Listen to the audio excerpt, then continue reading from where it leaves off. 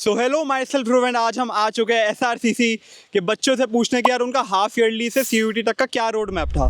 तो चलो यार इनसे आके बात करते हैं। एक बार सब अपना इंट्रो कर देना। Hello, I'm Saksham and I'm from Jammu.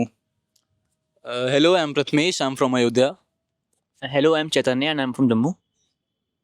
Hello, I'm Parikshit and I'm from Haryana. Hello, I am Krish and I am from Vadodara. Okay so ये जो वीडियो है नहीं कोई नहीं, चालू रखता थोड़ा कट कट हो जाएगा। ओके सो सब एक बार अपना कोर्स एंड सीयूटी के स्कोर बताना और हाफ ईयरली में कैसी परफॉर्मेंस थी ये भी बताना, ठीक है? ओके सो मेरा कोर्स है बीकॉम ऑनर्स और मेरा CUT स्कोर था लगभग 910 के अराउंड। और मेरी हाफ ईयरली में परफॉर्मेंस मतलब उस टाइम पे तो उतनी अच्छी नहीं थी, पर उसको मैंने बूस्ट किया। प्रैक्टिस के साथ हर चीज़ पॉसिबल हो जाती है। Starting with half yearly score, I think my half yearly score was pretty average. It was around 70 to 75%, and in CUT I scored around 785. Half yearly में मेरा स्कोर बेटर ही था around, मतलब अपने तो स्कूल में मैंने टॉप ही करा फिर से। और CUT स्कोर मेरा था 934। मेरे हाफ ईयरली में 97% थे एंड मेरा CUT स्कोर 952 था। मैं भी ऑनर्स इकोनॉमिक्स का हूँ। My score in the CUT was 951 point something. It's almost 952. And my half yearly, I am basically a state board student. My half yearly results were very nice. I was a topper in class. I do not know the exact percentage, but I was fairly good at that time. Okay so आपको छोड़ के आपका खराब था ना, तो आपको छोड़ के सबने तो टॉप ही मारा था। तो आपसे पूछते हैं कि चलो आपका खराब हो गया स्टार्टिंग में, तो फिर आपने कैसे कमबैक कैसे किया? I guess when we were like in half yearly we were pretty unserious. Okay, half yearly तक तो वही था कि अभी तो 12th है, लास्ट ईयर है, तो वो इफेक्ट रहता है स्कूल का। But after half yearly like the environment itself got pretty strict, considering teachers as well कि अब तो बोर्ड्स आ रहे हैं, this is the like final right. तो उसके बाद I think after half yearly was done, the course was got wrapped up pretty like fast. So people were basically self studying either, or they were school में आपको भी पता है कुछ subject में पढ़ाई होती है, कुछ में नहीं होती है। तो I think I pretty school में अटेंडेंस बनानी भी ज़रूरी रहती है और घर पे भी पढ़ना ज़रूरी रहता है। I used to take some tuition classes, so even though I couldn't attend school regularly, but I was pretty regular in my tuition classes and I think that paid off very well in the long run in boards as well. So एक बार ना सब ये बताना कि CUT के बारे में कैसे तुम्हें पता चला और कब से तुमने प्रिपेयर करना शुरू कर दिया? क्या अभी जो प्रिपरेशन स्टार्ट करता है क्या वो लेट है, और कैसा सीन है ये बता देना। बेसिकली अगर मैं अपनी बात बताऊं तो मैंने CUT में लास्ट टाइम्स पे ही फोकस दिया। जैसे MCQ सॉल्व करना तो लास्ट टाइम्स पे ही बेटर रहता है, पर इंग्लिश पे आपको अभी से ध्यान देना पड़ेगा, क्योंकि अभी से अगर आप अपनी वोकैबुलरी बूस्ट नहीं करोगे तो लास्ट टाइम पे आपको दिक्कत पड़ेगी। स्टार्टिंग विद की CUT के बारे में कब पता चला, तो आई थिंक 10th के एंड में जब स्ट्रीम के रिगार्डिंग काउंसलिंग सेशंस होते हैं स्कूल्स में, तो उसके regarding I did some research की क्या फ्यूचर है कॉमर्स में, और I was oriented to commerce. तो मैंने देखा कि क्या क्या फ्यूचर हैं, of course SRCC was one of them. तो I think that was the starting point कि मेरे को CUT के बारे में कब पता चला। And considering preparation, I think CUT preparation aligns very much with the board's preparation. If you like set aside GAT and English, for English vocab is good, and for GAT if you just prepare, read newspaper, it's enough. मेरे को भी CUT preparation मेरी 11th के starting में पता लग गया था कि लाइक एग्जाम ऐसा कुछ एग्जिस्ट करता है, बट लिटरली 12th के स्टार्ट से मैंने कुछ प्रिपरेशन करने शुरू नहीं की, क्योंकि जो बोर्ड्स का सिलेबस है वो प्रीटी उसका अलाइन करता था। और जो हमारे टीचर्स लोग थे उनको बिग थैंक यू, क्योंकि वो हमारे NCERT से ही पढ़ाते थे मेनली, और हमें वो रेफरेंस के लिए बोलते थे कि आप यूज़ कर सकते हो एक्स्ट्रा बुक्स, बट NCERT से ही बेसिकली पढ़ाते थे। तो लाइक उनकी इतनी हेल्प रही कि आगे जाके जब बोर्ड्स खत्म हुए उसके बाद हमें CUT के लिए क्विकली अडेप्ट करना होता है, तो वो बहुत ही ईजी रहा। और साथ में सिर्फ MCQ को लगाए और मॉक पेपर्स लगाए और वहीं पे सारा हेल्प हो गया। लाइक कुछ स्पेशल नहीं करा। और इंग्लिश के लिए हाँ बिल्कुल वो स्टार्टिंग से शुरू करना पड़ता है, इसलिए उसके लिए मैंने मिड, अभी जैसे अगर अभी कोई शुरू कर रहा है तो उसके लिए वो बहुत अच्छा टाइम है इंग्लिश शुरू करना, क्योंकि इंग्लिश इज समथिंग जो आपको एक महीने में नहीं आ जाएगी कि आप इंग्लिश में ऐसे ही आप आज करोगे तो आपको आ जाएगा। सब आपको रेगुलर नहीं करना पड़ेगा, वोकैबुलरी पे फोकस करना पड़ेगा और आप उसके लिए अच्छा कर सकते हो। मुझे CUT के बारे में पता चला था in the initial stage of class 11th and broadly मैं डेप्थ में गया था 12th के मिडिल में, and I started CUT preparation after class 12th boards got over. So अगर वो एक क्वेश्चन है कि अगर स्टूडेंट अब स्टार्ट कर रहा है CUT preparation, is he late? I don't think so, he is late, he is pretty well on time. अगर वो अब GAT and English specifically, and English में भी specifically vocabulary, which I think अगर वो अभी से start कर देता है, he is doing pretty well and he is doing much better than the average student who is preparing for CUT. So अगर अब start करना है तो boards में focus करना चाहिए and English and GAT should be the major and primary target. मैं कहना चाहूँगा CUET की प्रिपरेशन में इतना कुछ ये नहीं है कि आपको कब शुरू करना है कब शुरू नहीं करना. बेसिकली अगर आप BCom ऑनर्स टारगेट कर रहे हो, मैं BCom ऑनर्स स्टूडेंट हूँ, आपको GAT नहीं पढ़ना है, बस आपको इंग्लिश पे ध्यान देना है. आप मेरे रिकमेंडेशन लोगे, आप वर्ड पावर मेड ईजी पढ़ो completely and the last portion of it which consist of so many words that are additional hard dictionary words, so you have to go through them. And accountancy, BST and economics मैंने खुद boards के बाद किए थे. मैं state board student हूँ, मैंने कहा है मैंने बोर्ड्स के बाद NCERT पढ़ी है. 1 महीने में 3 सब्जेक्ट पढ़ सकते हो आप. मैंने पढ़ी है तो आप वो पढ़ लोगे और आपको NCERT ही पढ़नी है. आप मॉक्स ले लो, आप वो PYQ करो, ये अच्छी चीज़ है. आपको NCERT प्रायोरिटी आपको वही पढ़नी है और आपको इंग्लिश पहले से पढ़नी है. बाकी आप वो 3 कोर सब्जेक्ट्स आप बोर्ड के बाद पढ़ लोगे तो कोई दिक्कत नहीं है. इस पर एक इंपॉर्टेंट बात ये भी है कि PYQ बहुत इंपॉर्टेंट है. मतलब CUT के प्रीवियस ईयर पेपर्स बहुत ही ज़्यादा इंपॉर्टेंट है. लाइक हमारे टाइम पे भी लाइक कॉन्सेप्ट चेंज हो गया, लेकिन लाइक हर आपको 50 के प्लस क्वेश्चन करने हैं, बट जो PYQs है उनका इंपॉर्टेंस बहुत ही ज़्यादा है क्योंकि वो रिपीट होते ही हैं. लाइक क्या ही कर लेगा एंटी, कितने ही क्वेश्चन नए बना लेगा. तो PYQ लेना सबसे ज़्यादा इंपॉर्टेंट है. सो ये सब तो हो गया कि कैसे प्रिपेयर करना है. जैसे तुमने प्रिपरेशन करी होगी, ठीक है, तो बहुत ज़्यादा डिस्ट्रैक्शंस हुई होगी. फ़ोन हो गया, रील्स हो गई, कुछ के लिए मूवीज़ वगैरह ये सब भी होता है. तो एक बार डिस्ट्रैक्शंस की भी बात करते हैं कि कैसे तुमने उसको ओवरकम किया, क्या क्या डिस्ट्रैक्शंस आई थी, ठीक है. सो पहली बात, डिस्ट्रैक्शंस हर किसी की लाइफ में आती हैं. जैसे मेरे लिए सबसे बड़ा मोटिवेशन ये था कि मेरे क्लास 12th में जब मैं आया तो मेरा स्कोर काफ़ी कम था और वही मेरा मोटिवेशन बना. मेरी क्लास में रैंक 10th आ रही थी उस टाइम पे, पर उसके बाद मैंने उसको बूस्ट किया और प्री बोर्ड्स के लास्ट टाइम पे मैं उसको 2nd नंबर पे लेके आया और बोर्ड्स के टाइम पे मैंने उसको फर्स्ट कर दिया अपनी क्लास में. तो ये है कि आपको कंपटीशन के साथ आगे बढ़ना है और प्रैक्टिस जितनी कर पाओ उतना वही आपके डिस्ट्रैक्शंस को भी तोड़ता जाएगा. जब आप आगे बढ़ोगे तो आपको डेफिनेटली मोटिवेशन आता रहेगा. मतलब वो कहते हैं ना कि progress is the biggest motivator. हाँ, एग्जैक्टली.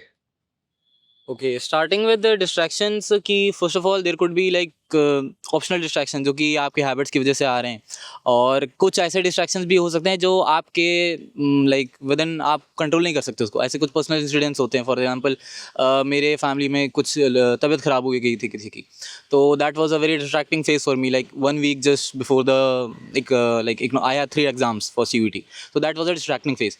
लेकिन I think कि अगर आप beforehand starting से आप एक डिसिप्लिन तरीके से रखते हो, अगर आपका गोल सॉलिडिफाइड है, if you know that you will only talk this college and you will not take any college below it, if that's if you are fixated on that particular college, if you turn it into your, I think that is the biggest motivator. Yeah, you have the zeal.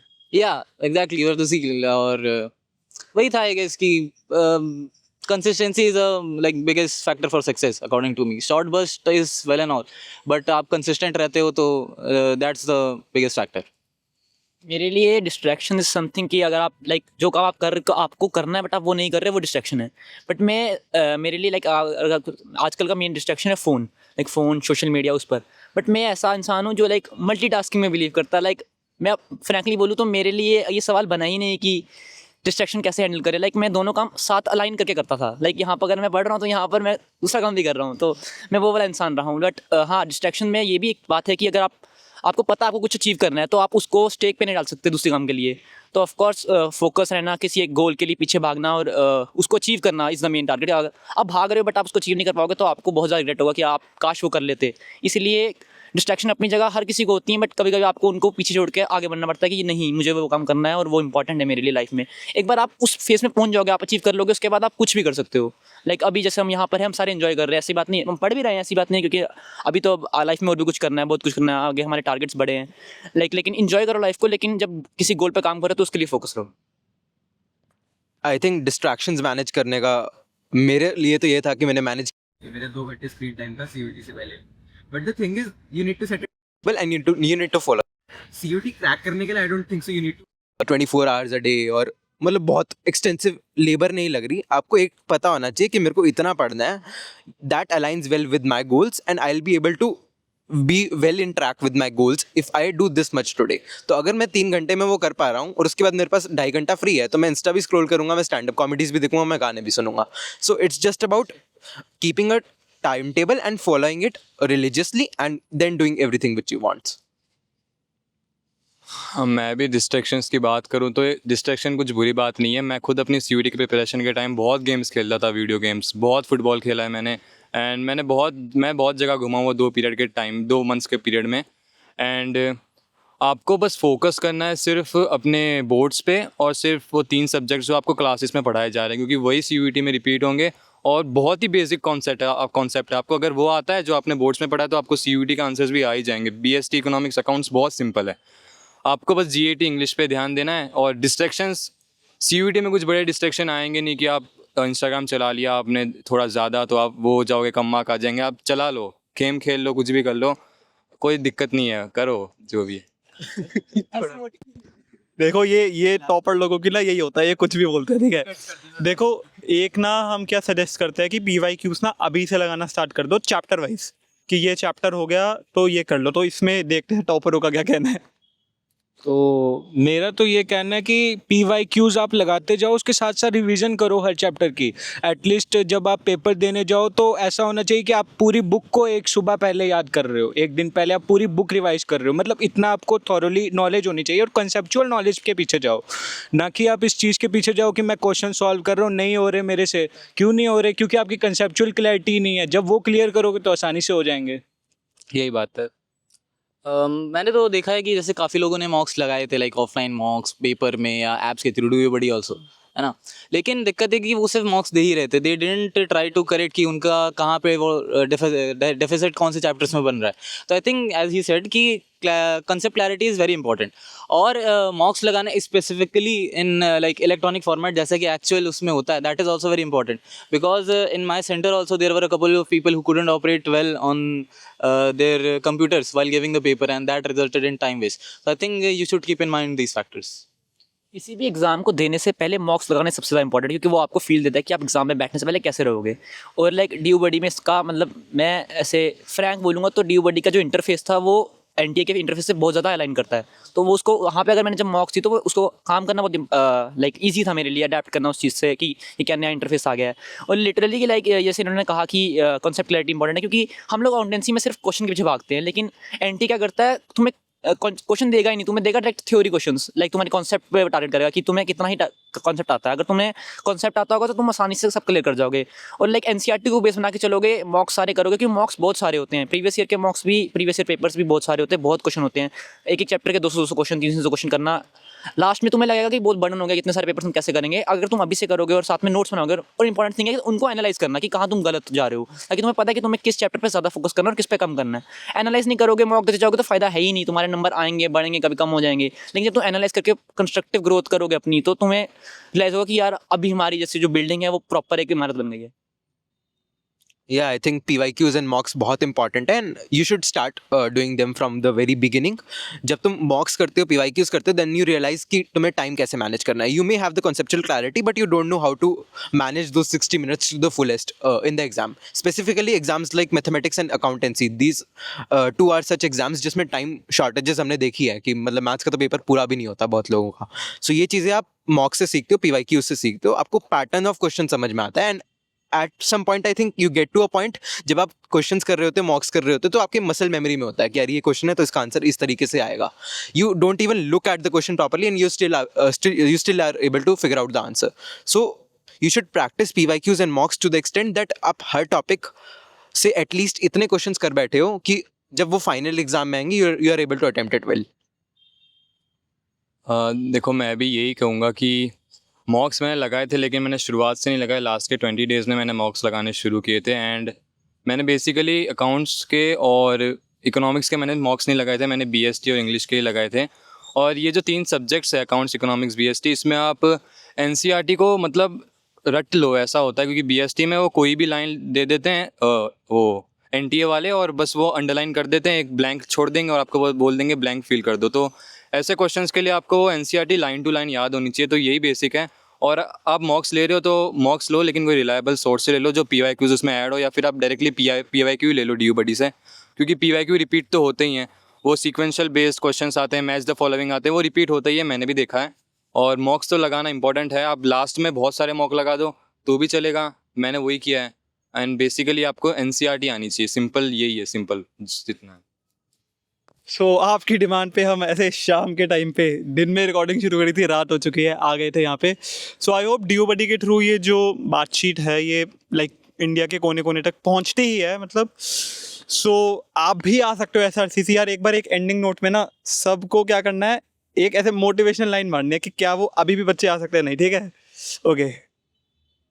So students, your seniors are super cool and we will welcome you soon. Come fast, we are waiting for you.